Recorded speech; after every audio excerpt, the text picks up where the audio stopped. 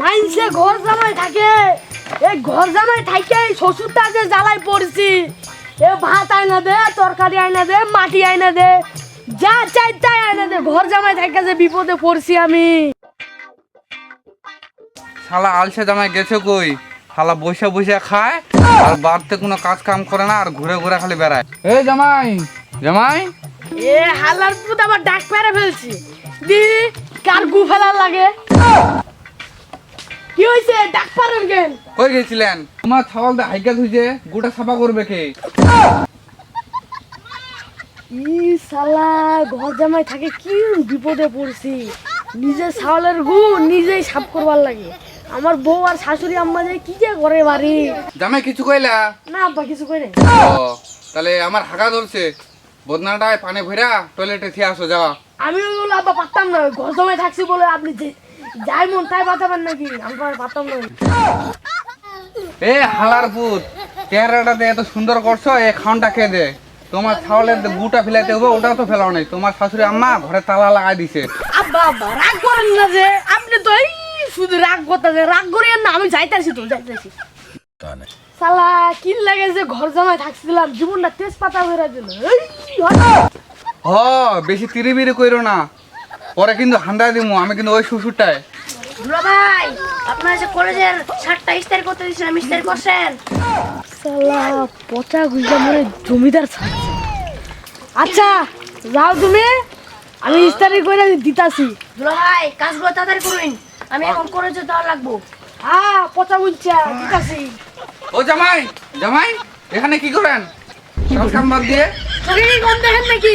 দেখতে পান না কতগুলো করে এখানে আমি যে জাগ দিছি। ও সারাদিন বয়ে বয়ে থাকলে হবো? কাজ কামগুলো কে করবে?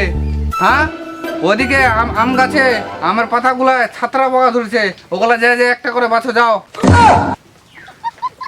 শালা ঘর জামাই থাকে জীবনটাই বেহাল। আব্বা যাইতাছি তাহলে। ও জামাই কই যাও? তাড়াতাড়ি যা দোকানে যা, আমার লাগে একটা পান নিয়ে আসো।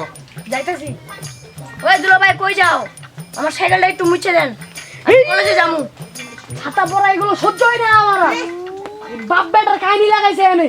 একজন কই পান আনতে, একজন কই সাইকেল বুঝতে। ও জামাই তুমি ঠিক কথা কইছো গা। এখন পুকুরে যে আনো মাছের চাটি খাওয়া দিয়ে আসো, যাও। হই ছাতা পরা, একবার কই পান আনতে, একবার কই সাইকেল বুঝতে, একবার কই পুকুরে যাইতে। ঘর জামাই থেকে কি আমি বিপদে পড়ে গেছি নাকি? খন্ডা দে মাংনা দি, ওটার সময় তো কিছু বলা হয় না। আরে আব্বা আগে কইবেন না, যাইতাছি আমি। তাড়াতাড়ি পান্ডা লুয়ে যায়, নাইলে আবার শ্বশুর আব্বা হলে ডাক পারবো। ওরে বন্ধু, কই যাস? আরে বন্ধু আর কইস না, ঘর জামাই থাইকা যে বিপদে পড়ছি। এই শ্বশুর আর শালার, শ্বশুর কইডান শালা কইডান, এই যে ঘর জামাই থেকে বিপদে পড়ছি বলান না। আরে বন্ধু, তুই কইছিলি না ঘর জামাই বলে অনেক সুন্দর? আরে বন্ধু তুইও থাকবি, তুইও বিয়া করবি, ঘর জামাই থাকিস, অনেক সুখের অনেক সুখের সেই সুখ। শালা বিয়া করে আরেক বিপদে পড়ছি, আর এরা আমার সাথে মজা নেই। গেন্দা জামাটাকে সবসময় কাজে লাগাতুবা, এক সেকেন্ডের জন্য রেস্ট না থাকে। খাউন্ডা যদি খাউন্ডাটা আর মাংনা আসে না, বুঝছো? আব্বা, আমি ওর কাজ বাতাইছি তো, আমার স্কুল ড্রেসটা ইস্তারি করে দিতে। এরপর সাইকেলটা আছে না, সাইকেলটা মুচ্ছা দিতে কইছি। এরপর এখন আইলে বিড়ি আনতে পাঠাবো। কি হারামজাদা, তুই বিড়ি আনতে কইলি রে?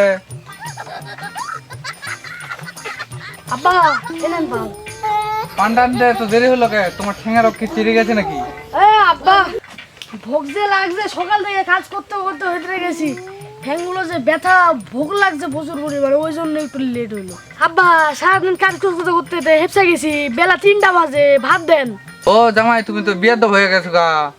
হাড়ির মধ্যে 4টি ভাত আছে, ওগুলা যা খাই নাও, যাও।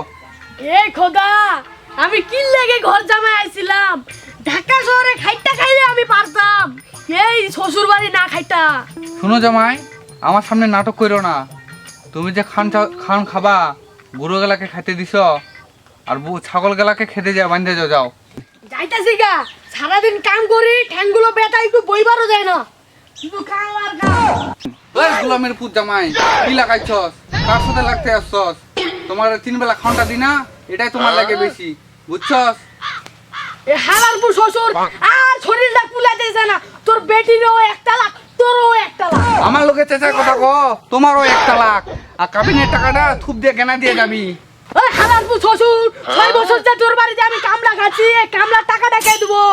ওই কাবিনের টাকা আর কামলার টাকা সুদ। আমি গেলাম তোর বাড়িতে জীবনও আইব না। ওই হালাল পুত জামাই, ওই গোলামের পুত, আমি জানি না তুই গুল হালালেও ভাত পাবি না, তো 14 গোষ্ঠী ফকির। ও এতদিন পর বাঁচলাম শ্বশুরের হাত থেকে। আল্লাহ তুমি আমার মুক্ত করছো।